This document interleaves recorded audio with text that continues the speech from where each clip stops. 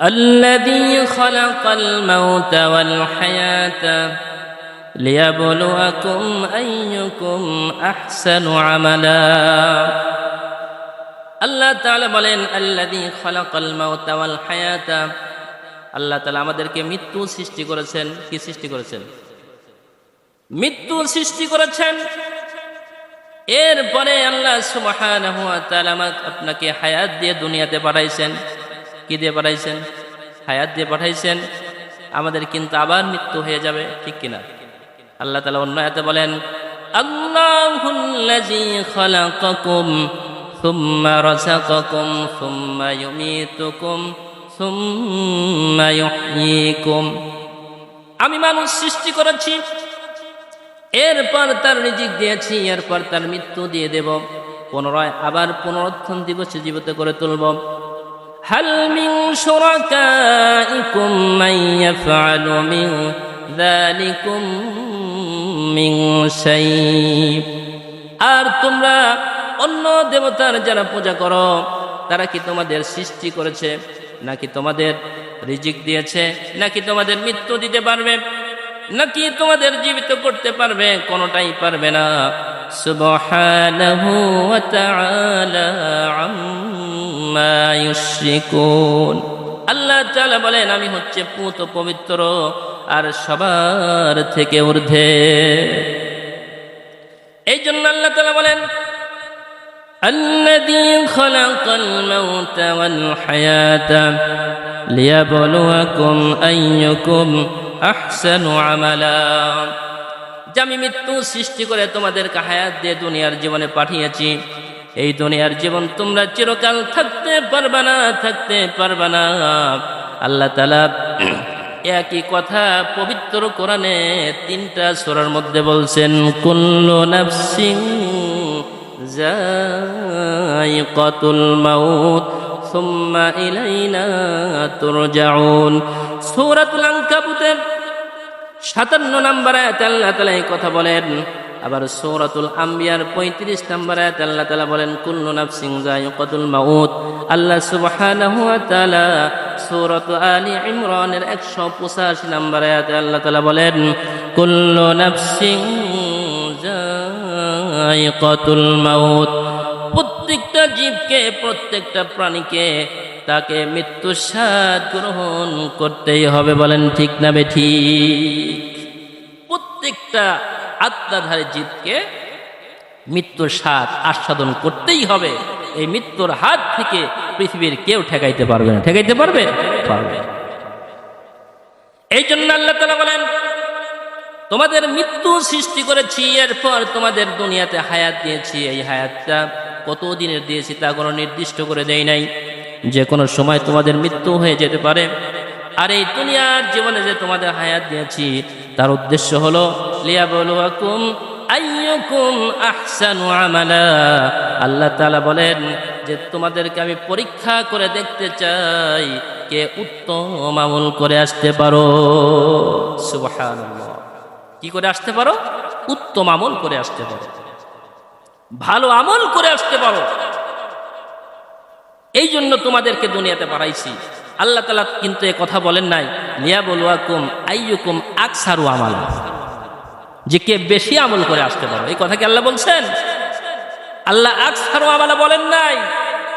আল্লাহ সুবহানাহু ওয়া তাআলা বলছেন আইয়ুকুম আহসানু আমালা, কে উত্তম সুন্দর আমল করে আসতে পারো। এই জন্য তোমাদেরকে আমি দুনিয়াতে পাঠিয়েছি। কারণ কিয়ামতের দিন, মুসিবতের দিন মানুষের আমলনামা গুনাহ হবে না, মানুষের আমলনামা ওজন করা হবে। কি করা হবে ভাই? ওজন করা হবে। আল্লাহ তাআলা কোরআনে বলেন ওয়াল ওয়াজনু ইয়াওমাইযিনিল হক। কিয়ামতের দিন, মুসিবতের দিন প্রত্যেকের আমলকে সঠিকভাবে মাপা হবে, ওজন করা হবে। কি করা হবে? ওজন করা হবে। আল্লাহ তাআলা কিন্তু কোথায় ওই কথা বলেন নাই প্রত্যেকের আমলকে গুনাহ হবে, কার আমল গুনতিতে বেশি হবে, কথা বলেন নাই। আল্লাহ তাআলা বলেন ওয়াল ওয়াজনু ইয়াওমাইযিনিল হক। কিয়ামতের দিন প্রত্যেকের আমলকে সঠিকভাবে ওজন করা হবে। আল্লাহ তাআলা বলেন ফামান থাকুলাত মাওয়াজিনুহু ফাউলাইকা হুমুল মুফলিহুন। আর কিয়ামতের দিন যার আমলনামা ওজন করার পরে যার আমলনামা ভারী হয়ে যাবে, যার ওজনে ভারী হয়ে যাবে, আল্লাহ তাআলা বলেন সেই ব্যক্তি সফল হয়ে যাবে, সফল হয়ে যাবে। এই জন্য কিয়ামতের দিন আমল গুনাহ হবে না, আমলটা ওজন করা হবে। এই জন্য আল্লাহ তাআলা বলছেন যে লিয়াবলুয়াকুম আইয়ুকুম আহসানু আমালা, আমি তোমাদের দুনিয়ার জীবনে পরীক্ষা করে দেখতে চাই যে কে সুন্দর আমল করে আসতে পারে। এই জন্য আল্লাহ তাআলা বলছেন তোমরা উত্তম আমল করে আসো। উত্তম আমল কে করে আসতে পারে, উত্তম আমল দেখার জন্য আল্লাহ সুবহানাহু ওয়া তাআলা আমাকে আপনাকে দুনিয়ার হায়াত নামক জীবনটা আমাকে আপনাকে দিয়েছেন, ঠিক কিনা? এই দুনিয়ার জীবনে অল্প কয়েকদিনের জন্য যে হায়াত দিয়েছেন, এই হায়াতের জিন্দেগিতে আমরা কে সুন্দর আমল করতে পারি, এই জন্য আল্লাহ সুবহানাহু ওয়া তাআলা পরীক্ষা করে দেখতে চান। আল্লাহ তাআলা বলেন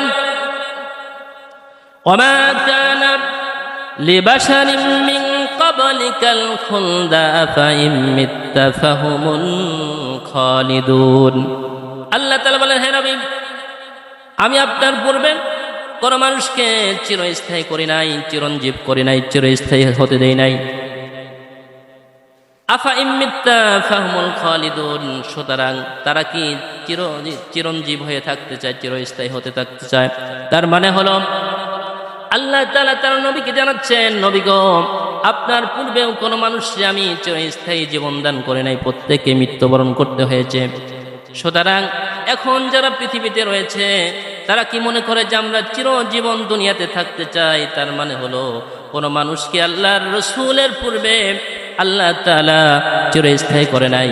আল্লাহ তাআলা বলছেন নবী, আপনার যদি মৃত্যু হয়ে যায়, এই আয়াতের মধ্যে সূরাতুল আম্বিয়ার 34 নম্বর আয়াতে আল্লাহ তাআলা বলেন নবী গো, ওমা কানা লিবাশারিন মিন ক্বাবলিকাল খুলদ আফা ইম মিত্তা ফাহুমুল খালিদুন, যে আপনার পূর্বে কোনো মানুষকে আমি চিরস্থায়ী করি নাই, চিরঞ্জীব করি নাই, আর আপনার যদি মৃত্যু হয়ে যায় তাহলে তারা কি এই দুনিয়াতে চিরস্থায়ী হয়ে থাকতে চায় নাকি? তার মানে হলো আল্লাহ সুবহানাহু ওয়া তাআলা তার হাবিবকে জানাচ্ছেন, নবী, আপনার পূর্বেও কোনো মানুষকে আমি চিরস্থায়ী করি নাই, চিরঞ্জীব হয়ে থাকতে দেই নাই, ঠিক কিনা? কেউ থাকতে পারছে? নবীর পূর্বে যত নবী রাসূল, কাফের, মুশরিক, রাজা, বাদশাহ যারা আসছিল পৃথিবীতে থাকতে পারছে? থাকতে পারে না, তাদের মৃত্যু হয়ে গেছে। সুতরাং নবী, আপনার যদি মৃত্যু হয়ে যায় তাহলে এখন যারা আছে তারা কি চিরস্থায়ী হয়ে থাকতে চায়? তা কোনোদিন থাকতে পারবে না। আল্লাহ সুবহানাহু ওয়া তাআলার সৃষ্টিকুলের সেরা জীব আল্লাহ পাক যিনাকে সৃষ্টিজীবের জন্য সবচাইতে শ্রেষ্ঠত্ব দান করেছেন, তিনি হচ্ছেন আমাদের নবী মুহাম্মদুর রাসূলুল্লাহ সাল্লাল্লাহু আলাইহি ওয়াসাল্লাম। শুধু শ্রেষ্ঠত্ব দান করেন নাই, আল্লাহ তাআলা পবিত্র কোরআনে বলেন ওয়ামা আরসালনাকা ইল্লা রাহমাতাল লিল আলামিন। আমার নবীকে মুহাম্মদ সাল্লাল্লাহু আলাইহি ওয়াসাল্লামকে গোটা পৃথিবীর সমস্ত জগতের আমার যত মাখলুকাত আছে সমস্ত মাখলুকাতের জন্য রহমত হিসাবে প্রেরণ করেছি। সুবহানাল্লাহ। তাইলে এত বড় আল্লাহ তাআলার প্রিয় একজন নবী, শ্রেষ্ঠ নবী, শ্রেষ্ঠ রাসূল, তিনি কি দুনিয়াতে এসে সারা জীবন থাকছেন? বলেন, তিনি সারা জীবন দুনিয়ার জিন্দেগি থাকেন নাই। আল্লাহ তাআলা নবীকে বলেন ইন্নাকা মাইয়িতুন ওয়া ইন্নাহুম মাইয়িতুন, হে নবী, আপনিও মারা যাবেন, তারাও মারা যাবে। তার মানে আল্লাহ তাআলা সূরাতুল জুমারের মধ্যে বলতেছেন যে নবী, এই দুনিয়ার জীবনে আপনিও মৃত্যুর স্বাদ আস্বাদন করবেন, মৃত্যুর স্বাদ গ্রহণ করবেন, এবং আপনার যত উম্মত কিয়ামত পর্যন্ত আসবে সকলকেই মৃত্যুর স্বাদ গ্রহণ করতে হবে। ঠিক না বেঠিক? মুসলমান ভাইয়েরা আমার, বাবাজিরা আমার, আল্লাহর নবী যখন ইন্তেকাল করলেন, দুনিয়ার জীবন থেকে যখন পরলোক গমন করবেন, এই খবর যখন ছড়িয়ে গেল, আম্মা জান আয়েশা সিদ্দিকা রাদিয়াল্লাহু তাআলা আনহার ঘরে যখন আল্লাহ রাসূল ইন্তেকাল করলেন, নবীদের একটা বৈশিষ্ট্য, নবীরা যেখানে দুনিয়ার জীবন থেকে পরলোক গমন করেন, ইন্তেকাল করেন, নবীদের যেই ঘরে ইন্তেকাল করেন সেই ঘরেই নবীদের রওজা মোবারক হয়ে যায়। ঠিক কিনা? আমাদের নবী মুহাম্মদুর রাসূলুল্লাহ সাল্লাল্লাহু আলাইহি ওয়াসাল্লামের রওজাতুল মোবারক যেটা রয়েছে, সেই রওজাটা হচ্ছে দুনিয়ার অন্য কোনো জায়গা নয়, ওই রওজাটা হচ্ছে আম্মাজান আয়েশা সিদ্দিকা রাদিয়াল্লাহু তাআলা আনহার ঘর ছিলেন। ঠিক না বেঠিক? মুসলমান ভাইরা আমার, বাবাজিরা আমার, আল্লাহর নবীর মৃত্যুর কথা যখন ছড়িয়ে গেল সাহাবীদের মাঝে, আল্লাহর নবীর একজন বিশিষ্ট সাহাবী, অনেক বড় সাহাবী, আমিরুল মুমিনিন, খলিফাতুল মুসলিমিন হযরত ওমর রাদিয়াল্লাহু তাআলা আনহু এই কথা শোনার সাথে সাথে বিশাল একটা তরবারি নিয়ে ঘর থেকে বের হলেন, আর চোখের পানি ফেলে আর বলে, ও নবীর সাহাবীরা, তোমরা শুনে রাখো, তোমরা যদি কেউ এই কথা যদি বলো যে নবীজি মারা গেছেন, নবীজি ইন্তেকাল করেছেন, তাহলে এই কথা যে বলবে, বিশাল তরবারি দিয়ে আমি তাকে হত্যা করে ফেলবো, দুই খণ্ড করে ফেলবো। বলেন তো, এই কথা যখন, এই ঘটনা যখন হযরত ওমরের মতো সাহাবী যখন দিয়ে ফেললেন, তখন অবস্থা, পরিস্থিতি ভয়াবহ না স্বাভাবিক রয়েছে? অবস্থা খুব ভয়াবহ হয়ে গেল। আল্লাহর নবীর যখন ইন্তেকালের কথা যখন ছড়িয়ে গেলেন, তখন হযরত ওমর রাদিয়াল্লাহু তাআলা আনহুর মতো সাহাবী তরবারি বের করে বলতেছে, নবীজি মারা গেছেন এই কথা যদি কেউ বলে, তাহলে আমি তাকে হত্যা করব। কারণ আবেগ ধরে রাখতে পারতেছে না।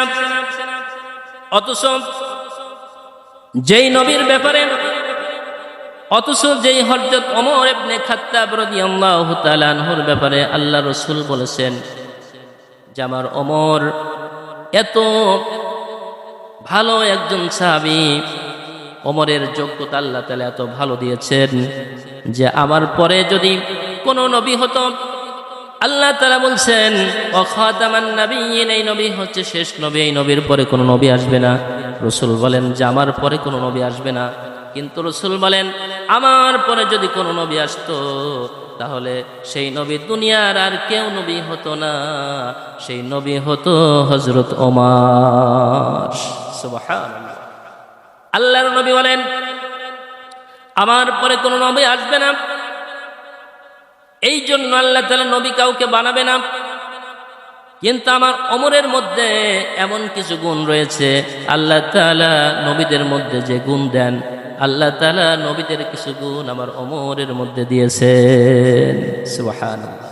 এই জন্য ওমরকে বলা হতো মেজাজে ওহী, ওহীর মেজাজের মানুষ। ওমরের সিদ্ধান্ত অনুযায়ী আল্লাহ কোরআনের আয়াত নাজিল করছেন। সুবহানাল্লাহ। সেই ওমর রাসূলের মৃত্যুর কথা শুনে বিশাল তরবারি নিয়ে বের হয়ে বলতেছে, কেউ যদি বলে রাসূল মারা গেছেন, তাহলে আমি এই তরবারি দিয়ে তাকে হত্যা করব। কিন্তু আপনারা জেনে রাখবেন, রাসূলের সবচাইতে কাছের লোক যিনি, রাসূলের পাশের সবচাইতে গ্রহণযোগ্য লোক যিনি, এই নবীর উম্মতের মধ্যে সবচাইতে মর্যাদা বেশি যার, সেই মানুষটা হচ্ছে হযরতে আবু বকর সিদ্দিক রাদিয়াল্লাহু তাআলা আনহু। সুবহানাল্লাহ। নবীদের উম্মতের মধ্যে যত উম্মত আছে, তার মধ্যে সবচাইতে শ্রেষ্ঠ মর্যাদা কার? হযরতে আবু বকর সিদ্দিক রাদিয়াল্লাহু তাআলা আনহু। হযরত ওমর রাদিয়াল্লাহু তাআলা আনহু একদিন হযরত আবু বকর সিদ্দিক রাদিয়াল্লাহু তাআলা আনহুর কাছে গিয়ে বলতেছেন, ভাই, আমার জীবনের সব আমল আমি আপনাকে দিয়ে দিতে চাই। সুবহানাল্লাহ। হযরত আবু বকর সিদ্দিক রাদিয়াল্লাহু তাআলা আনহু বলেন, ভাই ওমর, আপনার জীবনের সব আমল আপনি আমারে দিয়ে দিবেন, কারণ কি, উদ্দেশ্য কি বলেন তো দেখি? উদ্দেশ্য ছাড়া তো আপনি আমারে দিবেন না।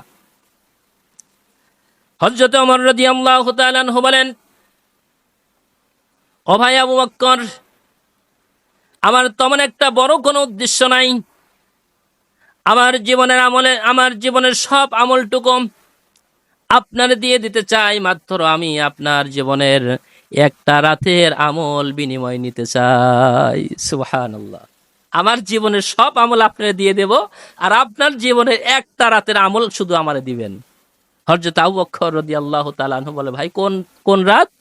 হযরত ওমর ইবনে খাত্তাব রাদিয়াল্লাহু তাআলা আনহু বলেন, ভাই হিজরতের রাতে আপনি আল্লাহর রাসূলের সাথে যে সূরে গুহা, যে গুহায় আপনি অবস্থান করেছিলেন যে রাতটা, সেই রাতের আমল আপনি আমারে দিবেন, আমার জীবনের সব আমল আপনি নিয়ে নেবেন। বলেন সুবহানাল্লাহ।